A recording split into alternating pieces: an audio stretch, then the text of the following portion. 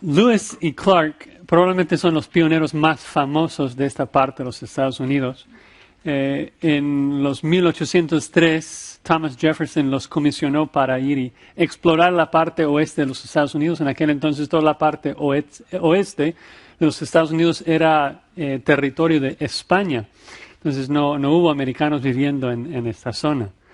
Y así que durante más de 2 años, Lewis y Clark exploraron todo desde el río Mississippi hasta el Pacífico, reportando sobre la gente indígena, sobre las plantas, las comidas y todo. Y reportaron que la tierra era muy buena.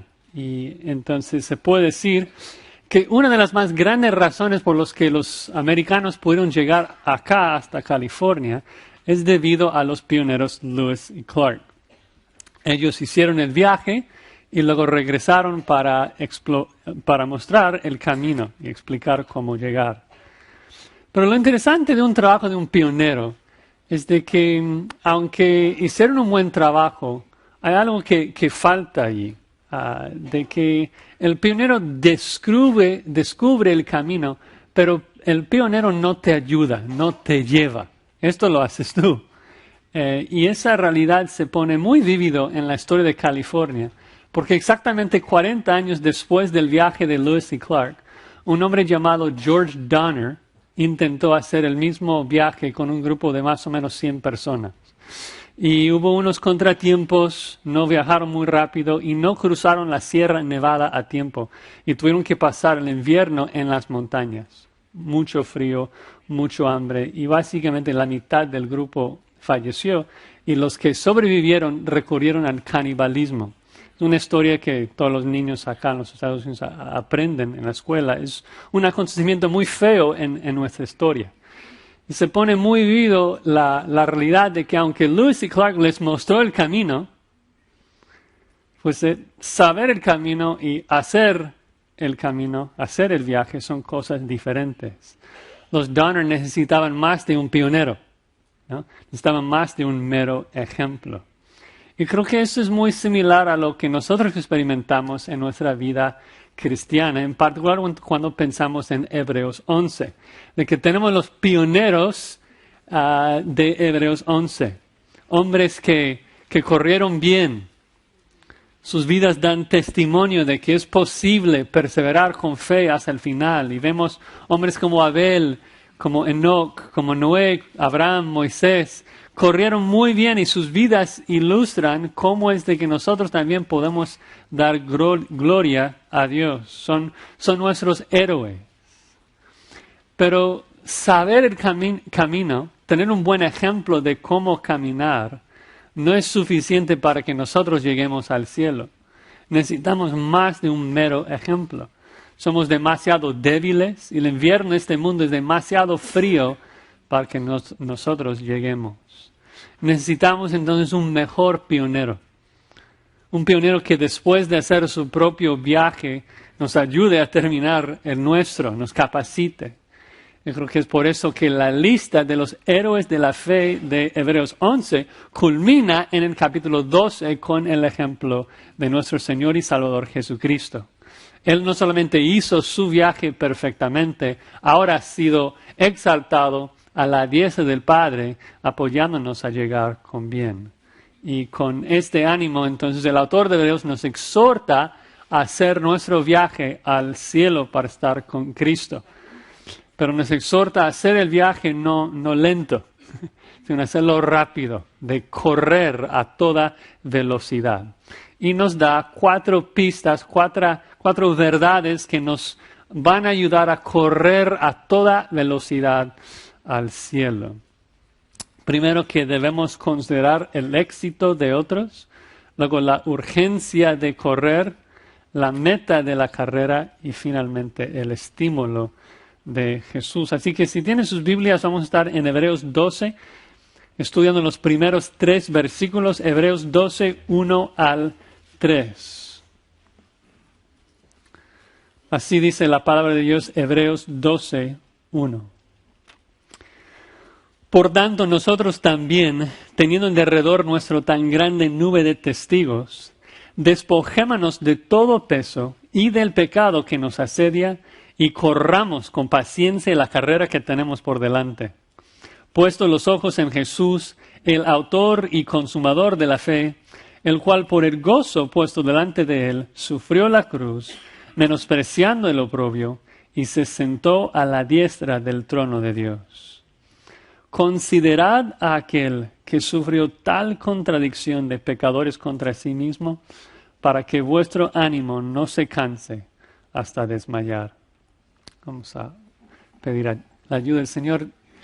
Padre, te suplicamos en esta hora que tú nos ayudes, que abres nuestra mente para entender tu palabra y que tu Espíritu Santo nos capacite para ponerla en práctica en nuestras vidas, que corramos hacia nuestro Cristo.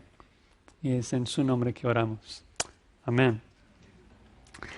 Entonces, el primer punto que el autor menciona es de que si vamos a correr hacia el cielo debemos considerar el éxito de otros. Ven ahí en el versículo 1 del capítulo 12 que dice: por tanto nosotros también, teniendo en derredor nuestro tan grande nube de testigos.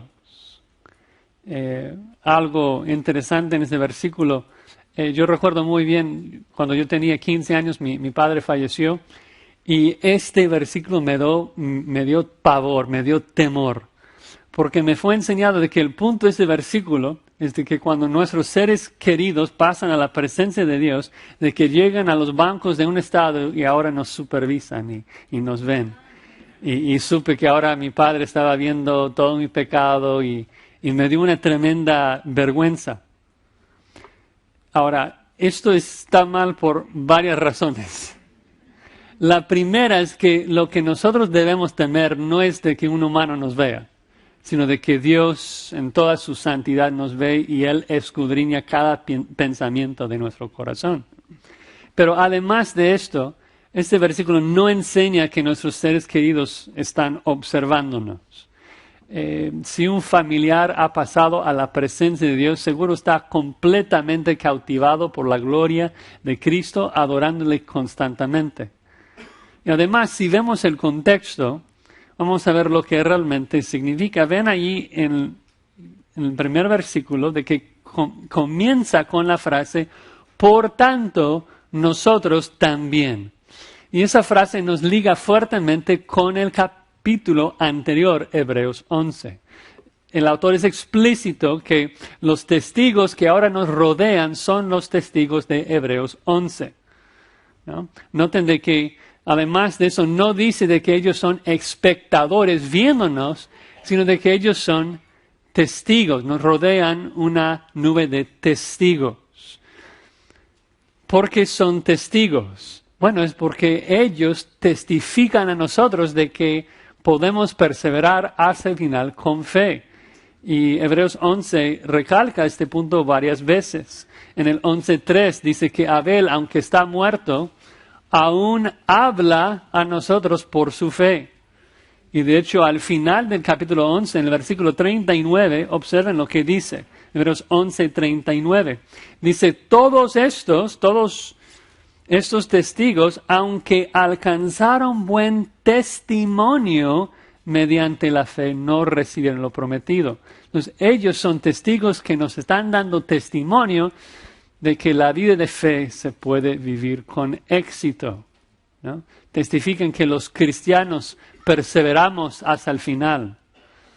Y no algunos cristianos, sino todos los cristianos. Es la marca de cada creyente de que nosotros llegamos al final con fe y morimos en fe.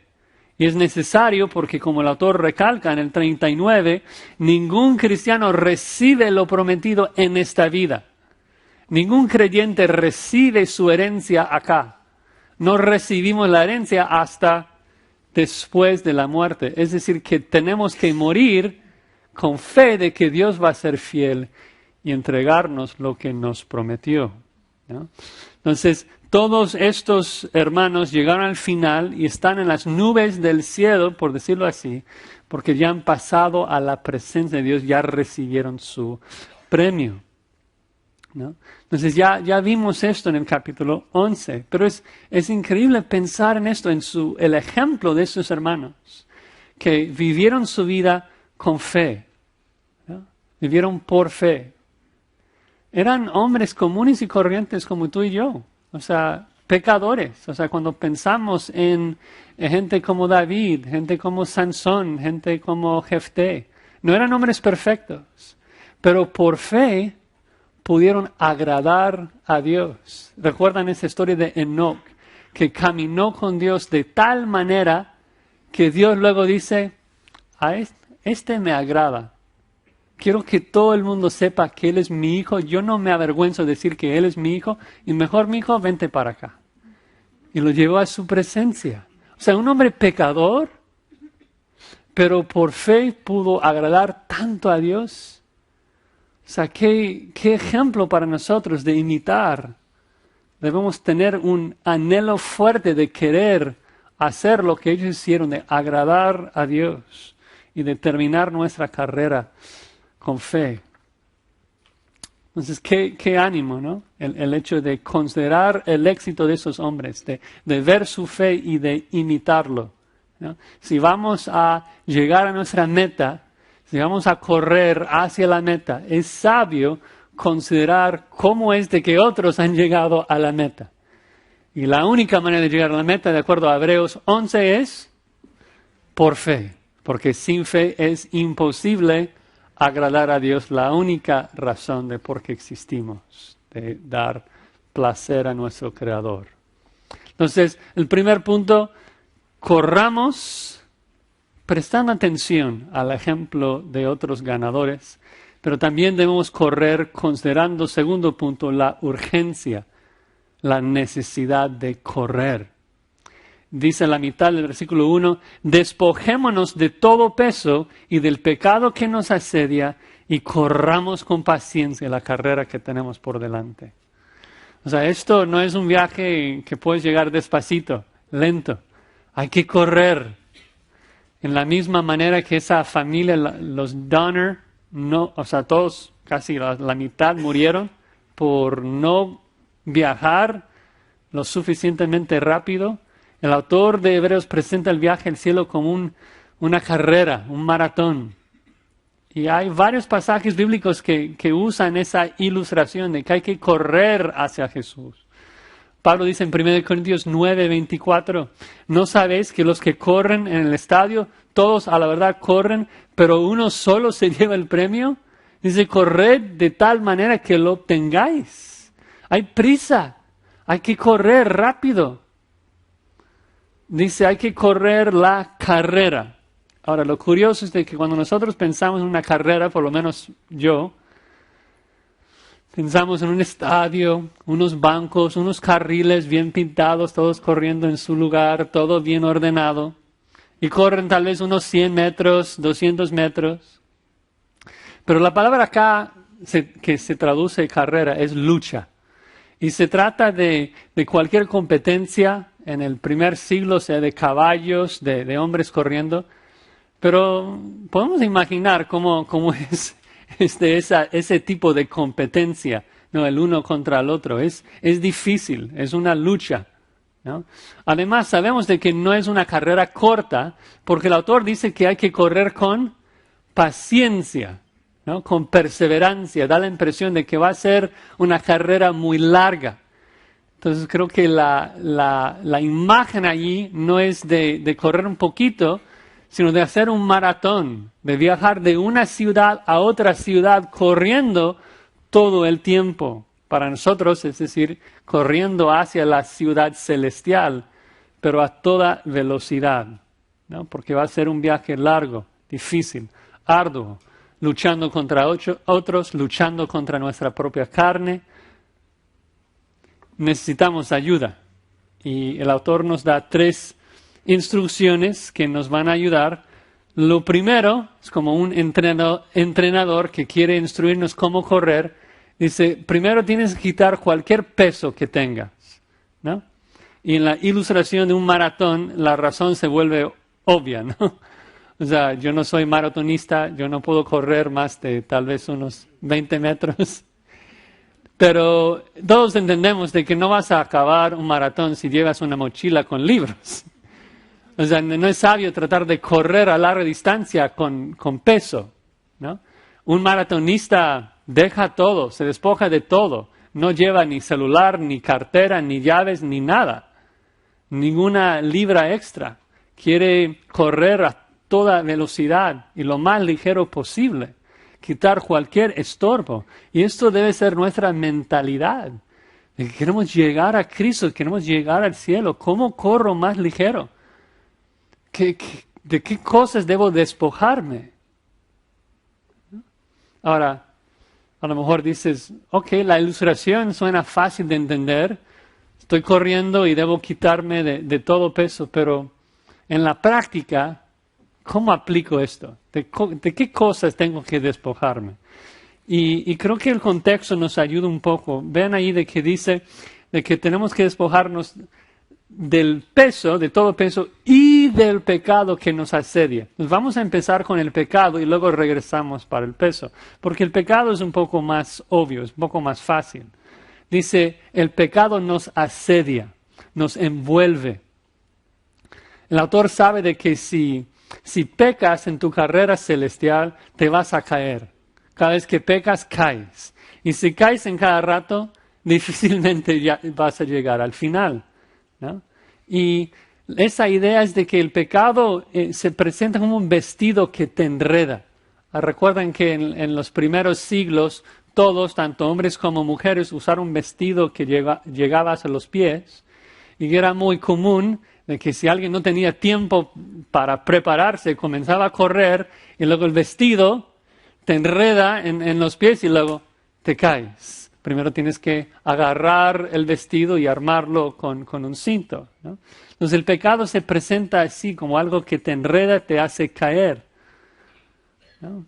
Entonces el punto es de que si somos cristianos, vamos a despojarnos del pecado, vamos a arrepentirnos del pecado. Si nosotros persistimos en el pecado, si perseveramos en pecado en vez de perseverar con fe, el autor de Hebreos presenta la realidad de que no vamos a llegar al final. El cristiano por definición es el que se arrepiente, el cristiano por definición es el que confiesa sus pecados y busca quitarse, despojarse de esos pecados. Entonces eso se entiende. Como cristianos debemos de hacer guerra contra nuestro pecado, debemos despojarnos de todos los pecados que nos hacen caer, pero luego agrega, además de esos pecados, tenemos que despojarnos de cualquier peso, de todo peso.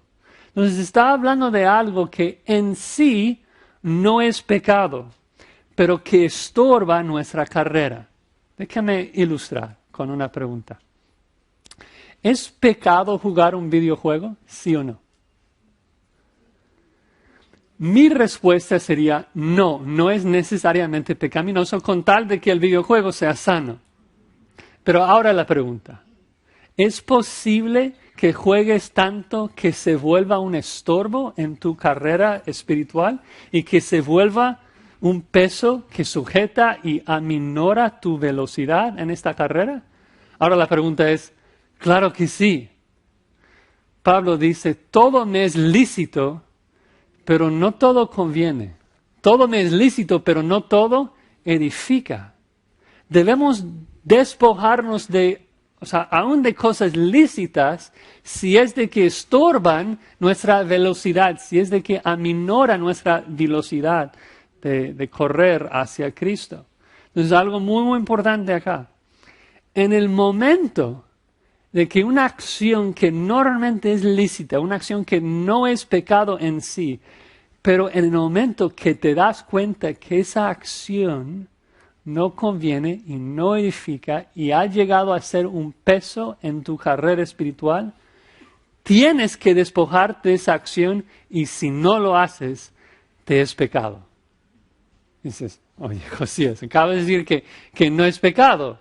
Bueno, es de que normalmente no es pecado. Pero si estorba tu carrera, si es un peso, Dios te manda, te ordena, despójate de ello. Y si desobedeces un mandato de Dios, ¿cómo llamamos eso? Pecado. ¿No? Porque Dios quiere que corramos a toda velocidad. Dios quiere que tengamos la máxima perseverancia en nuestra carrera hacia Cristo. Y para eso debemos no solamente despojarnos de pecado, debemos despojarnos de cosas que nos distraen de la meta.